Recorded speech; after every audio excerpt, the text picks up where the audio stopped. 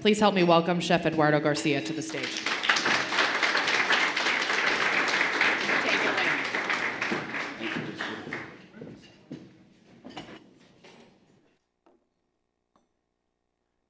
Hey, gang. As they say, can everyone hear me okay? Yeah. All right. In mi casa, in my home, we would just say bien provecho. And so please don't stop eating. Go get seconds. It only gets hot once.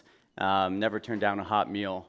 So thank you for feeding us today, and thank you for having me. Wow. Suzanne, thank you for warming up this stage with that conversation. I had a pleasure to work for a hedge fund founder, and I feel like most of the things I learned about finance was simply being his chef. And so it was just so warming and inspiring to hear that. In the 40 minutes, I guess, that we have here, I want to just barely pivot, and I'll probably speed through kind of the early stage of this talk, but I think it's important. I'm 44, so wherever that lands, junior to senior to anyone here, just out of respect, I think it's important to just reflect on where we come from and just sharing a background of who I am and why I'm on stage today and how I got here, because the last thing I'm going to do is give really anyone investment advice today, and so I feel like what I can offer is just the curiosity that I was born with and how that got me here today. So there it is. Yours truly, Chico Hot Springs. We all familiar with Chico Hot Springs down in Park County? Yep. So I know that growing up in Park County, if you weren't working on a ranch already, there wasn't really a lot of jobs for you available. And at some point, and I'm really grateful to have my twin brother, Eugenio, raise your hand, another entrepreneur and business owner. We started Montana Mex together. But really, my first, I'm going to get choked up, my first business partner ever in the womb. We were conspiring then, you know. He was lined up to come out first, and according to my mom, I did a backflip and a somersault and got in the way, and all of a sudden she had a C-section, and I was the first little black head of hair that got pulled out first. And this morning on Voices of Montana, I was asked by Tom, when did business start for you, and how did business happen? And although we'll get to this point at Chico, Eugenio, I think one of our first jobs was rolling around with our little BMXs on a dirt road selling kittens out of a basket. And then maybe after that, it was catching trout out of the local pond for $2 a piece. Little did we really know that the community we were selling them to were stocking that pond. We didn't disclose where we got the trout. And yet I knew that we knew that the quarters we would find in the couch cushions were not refilling as quickly as we were finding them, and Mom only had so much to give out. And so whether it was shoveling driveways, snow, stacking wood, selling kittens or trout, we've been hustling for a long time and learning that it added up, and it always does when you put your hustle in. I think growing up in a small town, you can find yourself in trouble pretty easily and pretty quickly. And I definitely did. And on the verge of going to juvenile hall or even worse, I knew that I'd walk into Chico. I'd like to say that it was uphill both ways because it was a valley. So I was living over here, and you'd ride down and then up to Chico. And there was a sign inside that said hiring, dishwasher, prep cook, cook. And I knew I didn't want to be a dishwasher. Who does? And yet now, as a head chef, I close the dish pit every night. It's my tithe. And but then I knew I wasn't going to sign up at 15 to wash dishes. Prep cook, I didn't really know what that meant. Cook, I knew I wasn't one of those. So I was left with one option: step into the unknown. Prep cook. At some point, I started slicing cheddar cheese as a prep cook. I finished that job lickety-split. And the chef came up and said, "Wow, you're done already." I said, "Yes, sir. What's my next job?" He said, "Well, do you want to learn how to throw a pizza?" "Oh, yeah, I want to learn how to throw a pizza." And so in my first hour of being a prep cook, I graduated to being a cook. I learned chemistry, yeast rising. I learned physics, stretching dough. I learned economics, selling it out the door at a certain cost. And then I learned something qualitative that I really want to stick with everybody in this room as we crunch on the quantitative metrics of business. The qualitative component of taking care of another human being will never, ever disappear. It is at the absolute center point and cornerstone of hopefully everyone's focus and your P&L and your mission and vision statement. And that's definitely what I learned. Being a troublemaker, you hear a lot. I mean, you'd see your neighbors pass by on the dirt road, and I don't think we were like thumbing to try and get a ride, but we just look, and they knew us, and be like, oh, and they just go right by. And so it wasn't obvious for me that my actions were adding up to the reactions of others. For whatever reason, it wasn't adding up. I just thought, well, you just rebel harder sometimes when you don't get it. And yet, this kid right here, 15 years old, after flipping burgers for 2 weeks, I got handed a paycheck for $214 after taxes. And it blew my mind. I thought, holy smokes, are you kidding me? Are you kidding me? Someone's going to pay me to cook burgers. Someone's going to pay me to dunk fries in a hot vat of oil, which was the first thing I remember cooking on my own. Mom was busy. Huge. I don't know if you remember this, but I know our buddy Micah was there in the room, and we were hungry, and we knew there was a bag of russet potatoes in the bottom of the closet Lazy Susan, and there was a cast iron pan on the wall, and I remember seeing at Chico, hot oil, potatoes equaled French fry. And although they were soggy and limp and not crispy or crunchy because the oil wasn't hot enough, and I hadn't learned to double poach a starchy potato yet to get the most ultimate potato, because you got to tease all that moisture out. I learned that in cooking school later. We had something that resembled a French fry, and with enough ketchup, it was good. And so being here and working, I found agency. I found that it was an opportunity for someone. I remember Dennis Quaid and Meg Ryan came in super stoned one day. They were in overalls with big aviators, and they like slunk down in their booth seat real nice and ordered big milkshakes right off the bat and big burgers and fries. And we didn't grow up with a television.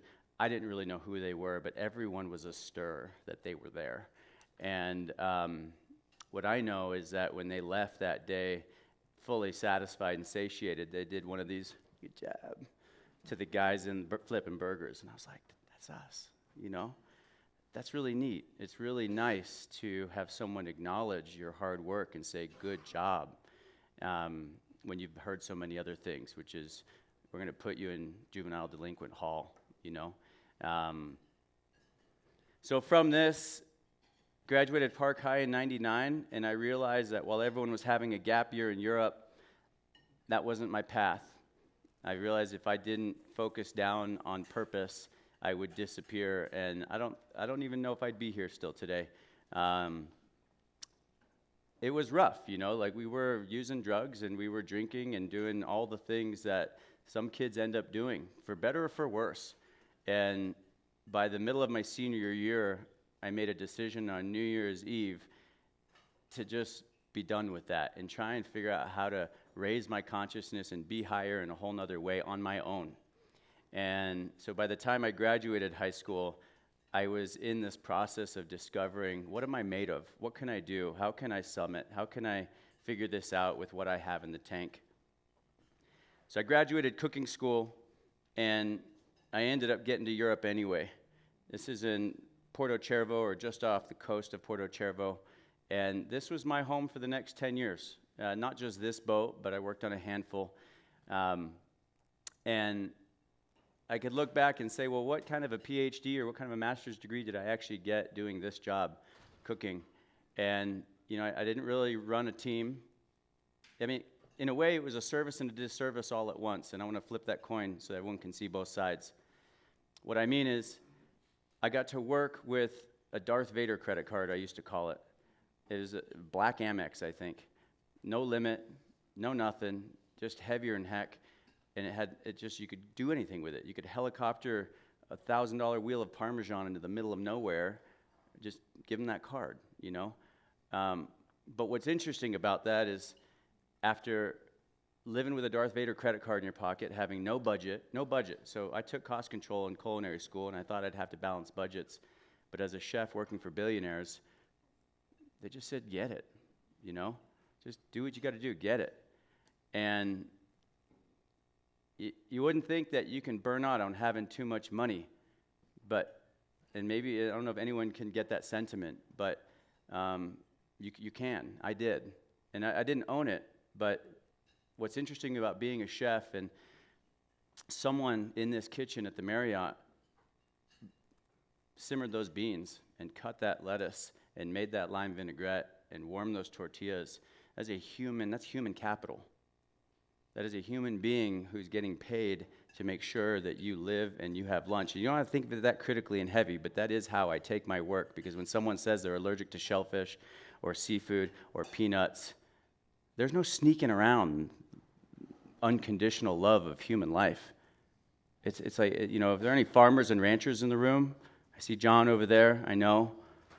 Okay, well, by the end of this talk, I really hope, with all due respect to John, that I'm able to sort of empower everyone to think like a farmer and a rancher. Because I think when you think like a farmer and a rancher, you're thinking about life at a generational level upon generations and multiples. And so, although my bosses at the time would say, just go buy what you need, chef, get what you need, what I realized was they were getting out-truffled. Edible gold was no longer really that cool, but they somehow wanted it on every menu. What I realized was really starting to matter more for me was the transactions of business. Being in Grenada, trading lobster with fishermen, sometimes they'd say, we don't need payment. Do you have fresh water? Well, yeah, we have a desalinator on board. Great. We have 50-gallon drums, and all of a sudden there'd be 10 boats lined up with 50-gallon drums that all had lobster. I didn't need any more lobster. So we just realized, well, we can give you the fresh water. We got the diesel to burn, do it, right? And so I'm a yacht chef. I'm now in maybe my 7th year, let's say, and I start to gain that same like foggy material that the folks I was working for demonstrated, where I wasn't getting turned on by my job anymore. I wasn't waking up dreaming about what next meal to cook. I was actually dreaming about coming home to Montana and spending more time with my family. And I think that's dangerous ground when we wake up and we're not enlivened by our purpose or enlivened by our product. Both, same, if we can, right? So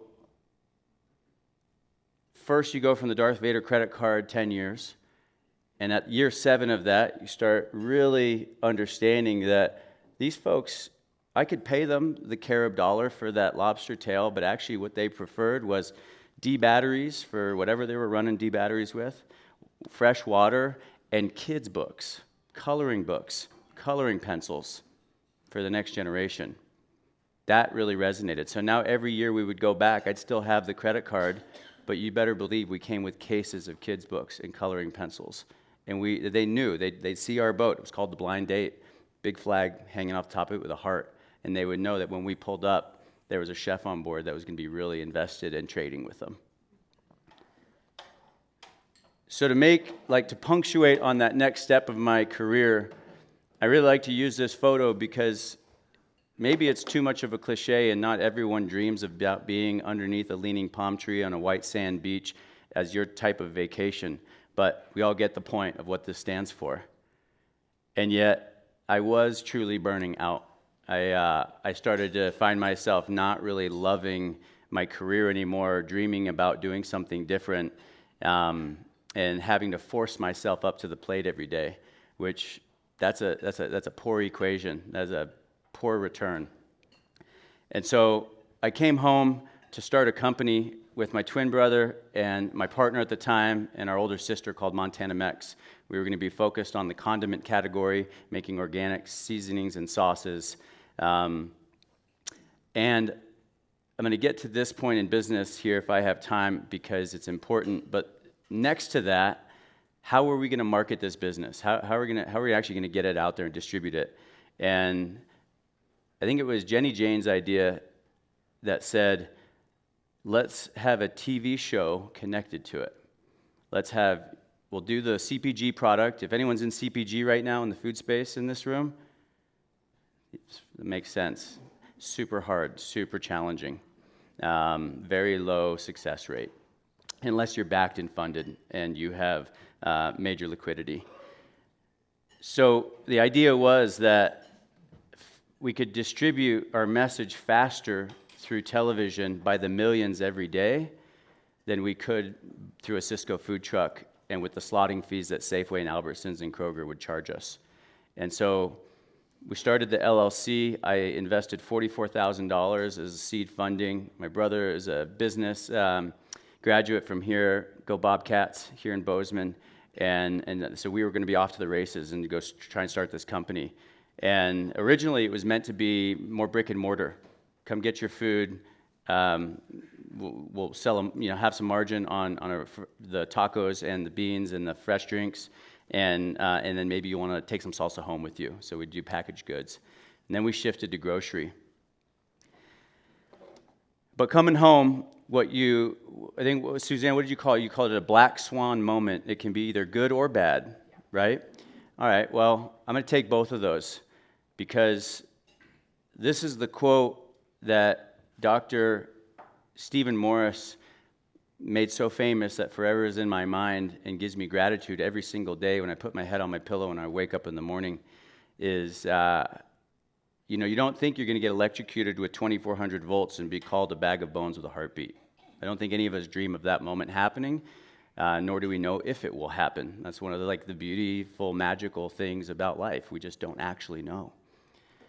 And yet we will ultimately, metaphorically, end up in a place where you need every single ounce of energy in the world backing you up somehow. Somehow. That's what this moment is. From that moment, we graduate, if we survive. So this is, again, we're going to take this, not get electrocuted, but like the metaphor of business. So how do you survive, right? Well, sometimes you got to reimagine what it looks like to be a Captain Hook, right? Honestly, I kind of love it now. My mom, a good Jewish mother, she can tell me exactly what she thinks. First thing she says when she walks in burn trauma ICU in Salt Lake City, she walks up, and she looks at me, and I already know she loves me, so I don't think we got to hear that. But I think Mom touched my shoulder and just said, I'm pretty sure this is going to teach you and bring you a dose of humility that you need for whatever's next. And I wasn't even out of the weeds yet. I was still critical, stable. She's also an astrologer, so she's got this crystal ball. So, who knows where Mom was going with that other than, they say that wisdom turns into knowledge only when it's shared. And so that's mother wisdom, I think, being shared, and is the knowledge that now I carry, is that the black swan moment was in losing my left hand. Maybe I did gain a sense of humility that made more room in my cup for what partnership looks like. Because if your cup is totally full every day and we go out in the world thinking, I got to have all the dollars in the bank and I got to have everything in my warehouse ready, there's really not room for the world to engage in that. So we almost have to step out a little, rethinking, someone's going to fill in the blank, And I was a very self-driven chef. I was very focused on being able to do things wholly and solely. And yet, when you lose your left hand and you become a cancer survivor, the blessing is that you really start not just leaning on others, but you start leaning with others. You start really dancing in life together. And that has become more of my business model is, okay, partnership is critical. I also like this Aesop's fable image quite a bit because, never did I think it would take 3 years to launch our organic ketchup. Never did I think it would take 900 iterations of one recipe, and we did 7 recipes. I just thought, we'll go to market, because sometimes cooking can be like that. But if you think like a farmer and you think like a rancher, John, how often is it just like that? Yep, he's like, never. Right? You got to give it time. And so while not everyone's going to walk down a mountainside having been riddled with 2,400 volts, I think everyone has the opportunity to remember this image. And we all know what this metaphor represents. And for me, the literal part is that after I got zapped, my first waking moment was seeing clouds and blue sky and just being curious, why am I on my back? Like, that's my first thought coming back into this world. Why am I on my back? And if you've ever been in a bad dream you couldn't get out of, and you're trying to like fight through the paper bag type thing, fight through the wall, that was me.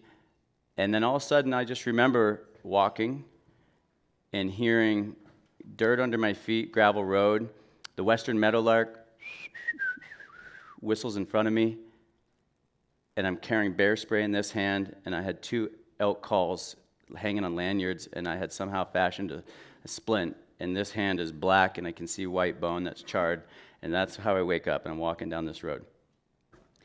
And I'm looking at the bear spray, and I'm thinking, okay. And then I'm looking at the black hand, and I'm thinking, okay. And then I remember seeing this can in the woods that morning. Then I remember seeing the hair and fur of a dead baby black bear carcass, mummified, long gone. And then I remember seeing these tiny little claws. And I remember going, oh yeah, I took a knife out, I put it in my left hand, I went in, I even went in with my right hand first. Nothing happened. Oh shit. 2,400 volts arced from the base of that can into the metal of the knife and ended up coming out 9 different places and electrocuting me. So I realized all this, and I'm still walking. And, me disrupting my mom's natural ready-to-go birth with like, I am ready to go. That's me all the time. I am full of energy. And in this one moment, I love this so much because the road from Beatty Gulch down to Yellowstone Trail in Park County, at the base of Electric Peak, no doubt, right? It goes like this. It switchbacks, right? And so first of all, we're talking about money, we're talking about investments, and talking about where we put our investments and costs of everything. So first of all, everyone in this room is like, what in the hell was there 2,400 volts doing in the middle of the woods? Is everyone thinking that? Okay, well, let's answer that question. So usually when you build a road, you lay all your utilities in the road when you build your road. And someone smart with money said, well, let's not stretch copper half a mile that way on this big dog leg where it's really steep. Let's just channel it right up the hill through this little gully and only do it for 100, 200 yards instead of a full mile of copper. So they did. Well, they must have ran out.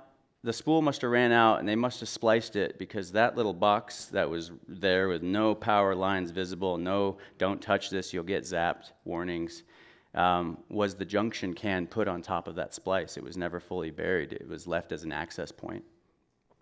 And over time, the locks on the side of it corroded, failed, and failed to secure that lid anymore.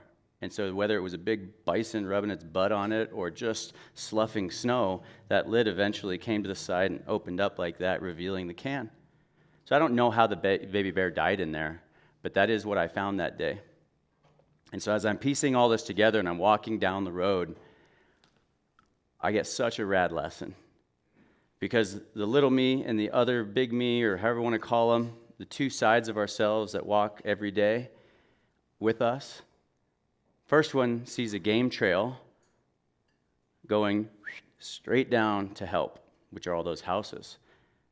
And the other one sees the road that's slow and low. And the first one I've been listening to for so many years in my younger life, and still do now when I don't decide like the best decision. It says, take the fast way, you're dying, you need to go get help. Take the fast way now. And the other one says, whoa, whoa, whoa, muchacho, like, whoa. And then they have this little tug of war, and this is happening like this. But they have a tug of war. And basically what they're saying is, listen to me and listen to me. And I think in business there's lots of times when we are stuck between 2 listen to me's. And the one that says, but you'll get there faster, you'll go to market quicker, you'll make more money, and like get there now. is really the thing I'm hearing the most, and most of me saying, yeah, I'm dying. I got to get there now. I got to go. And the other one says, but wait a minute, you're dying. That's a pretty rocky trail compared to this big, smooth road. If you trip on a sagebrush burl down there or a gopher hole or an uneven rock, you will never get up again. That's the end of Eduardo.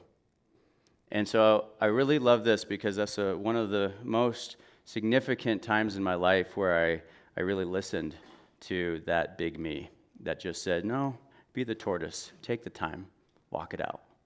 And so I turned left and I walked it out, and that's why I'm still here with you guys today. From that, and I'm going to start really speeding through this because I want to make a couple points about how to make some money, because this is an investment summit. I said no to telling my story for so many years. I just wanted to hide. I just did not want to share it. And then after 3.5 years post my survival, I was not fully recovering, and my friends were calling it out. My partners were calling it out. And my surgeon, bag of bones with a heartbeat, he gave me a hug 3.5 years later when I visited the University of Utah. And he said, your recovery is exemplary. What are you doing about it?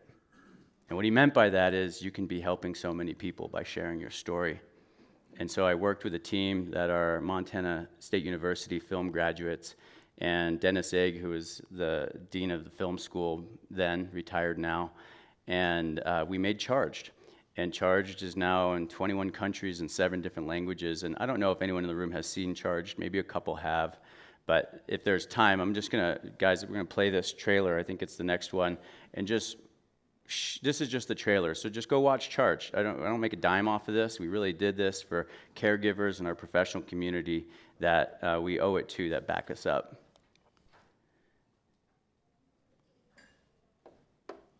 One more.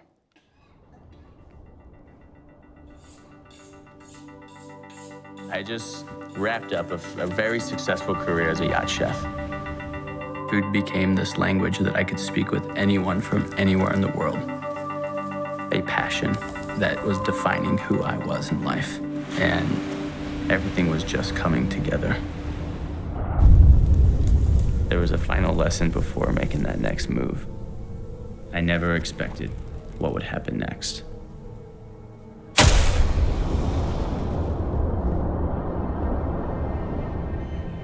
Today I'm going into an operation to take off my own limb. This left arm of mine I've had for 30 years. And I wanted to be there for him. I also had all these things from the relationship that Ed and I had previously. Despite everything, you love who you love, and I wouldn't have left.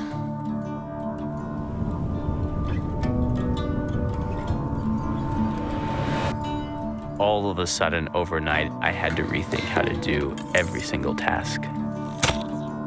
I actually don't want to deal with this. I don't want to have to explain any of it. An experience like this teaches you to be incredibly happy with who you are, no matter what you're going through. There's no races, only a runner. Just keep on foot in front of you. There's no races, only a runner. Please welcome Chef Eduardo Garcia. 1, 2, 3, even when you get tired, just keep 1 foot in front of you.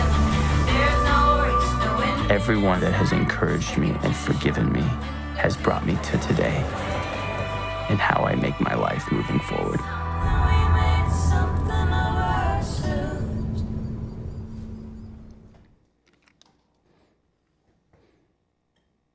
So, Charged is out there. I don't know how many millions of people have watched it, far more than have ever eaten anything that we made with our company, Montana Mex, but that will change. And so in the last 9 or so minutes, I'm going to just swing through this and get to a quote. Not that one. Because, okay, here we go. Whitney Johnson. Disruption isn't just about products and services and companies. It actually starts with the individual.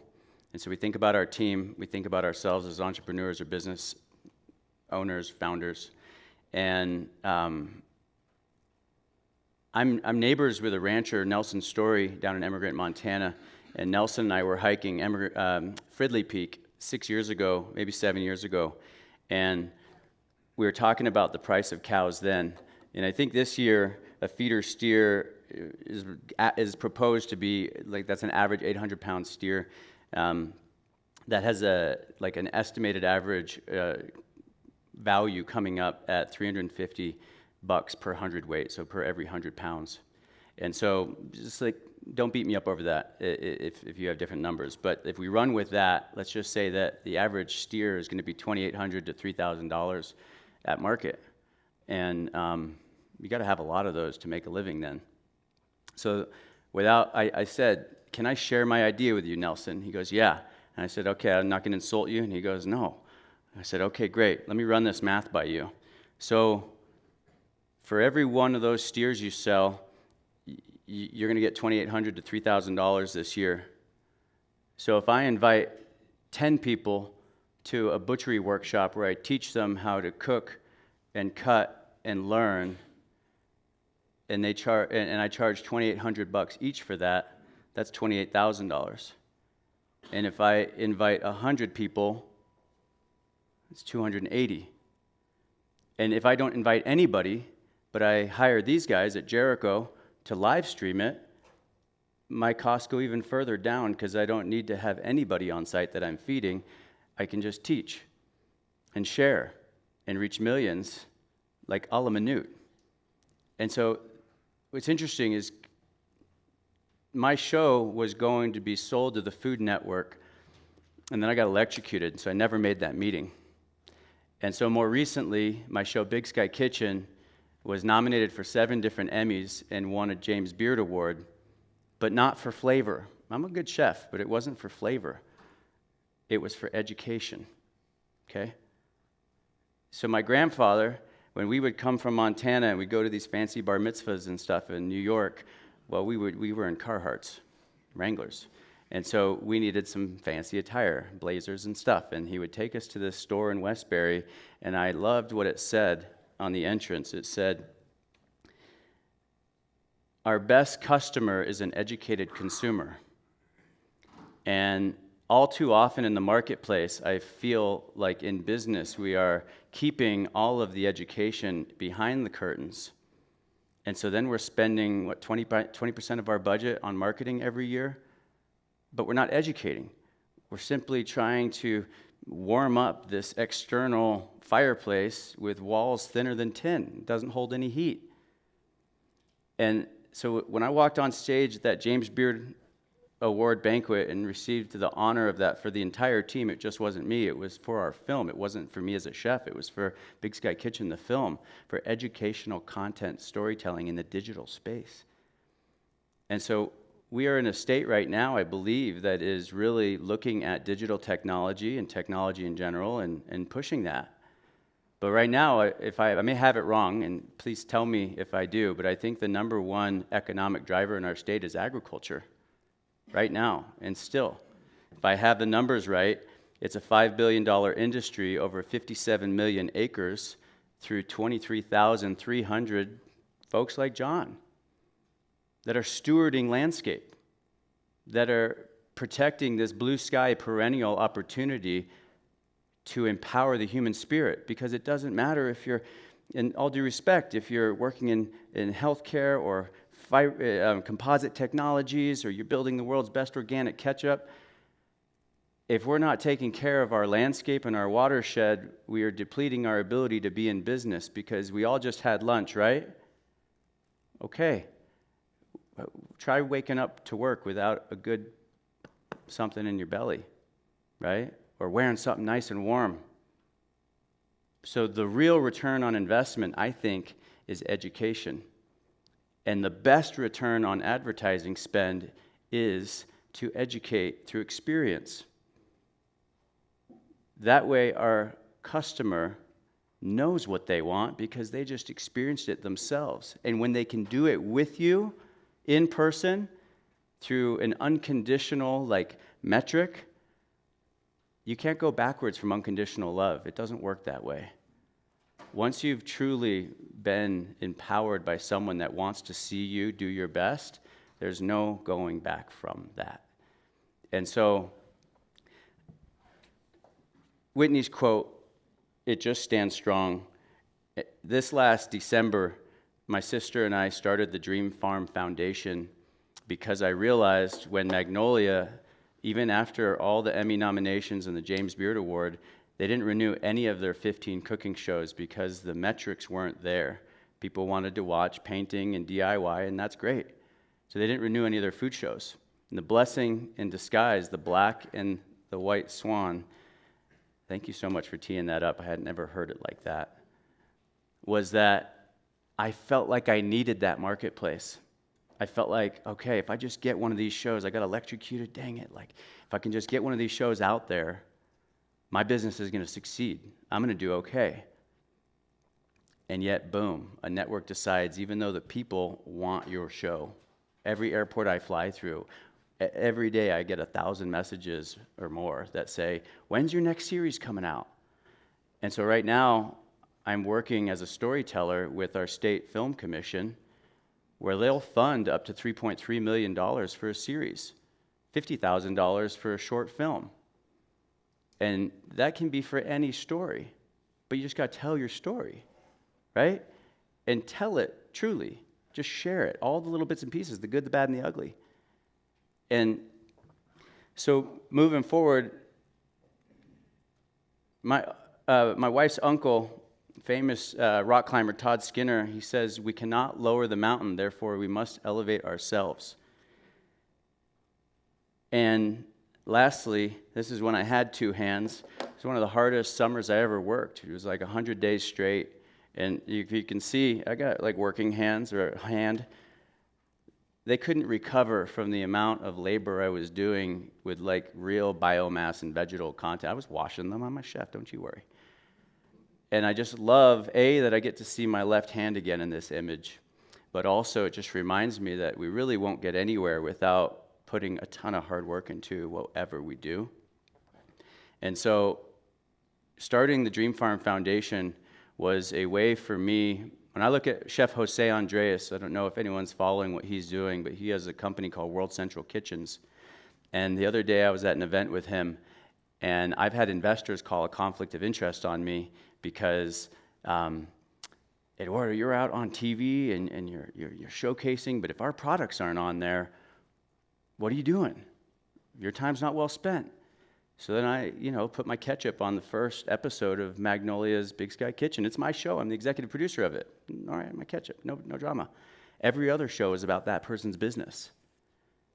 But the legal quality team said, got to cut all those shots. And so then I chased down legal, and I said, well, why? Well, because you didn't go through our ad sales team and pay for that space. I said, what the? Are you kidding me? It's my show. And yet, you got to pick and choose your battles. And so even though I'm their only producer that's not able to talk about my company, even though the show's about me and my business, why? Anyone know why? There it is. Because all that advertising airtime was owned by Heinz, Hormel, Kraft, Nabisco, General Mills, CPG food. Why? Because they're in the business of feeding, but not educating. And I'm an educator. And so moving ahead with the Dream Farm Foundation, I believe that I'm in the business of building seed capital. And that just means reminding every single one of us that you're a seed. And if you wet yourself with the hard sweat of work and you plant yourself in fertile ground, you'll sprout. And something good will come from it, and you'll get to feed not just yourself, but generations of yourselves. And so I'm really excited to keep attending this conference. If you want to talk about investments, I got ideas for days. And thank you so much for having me up here and listening. Thank you.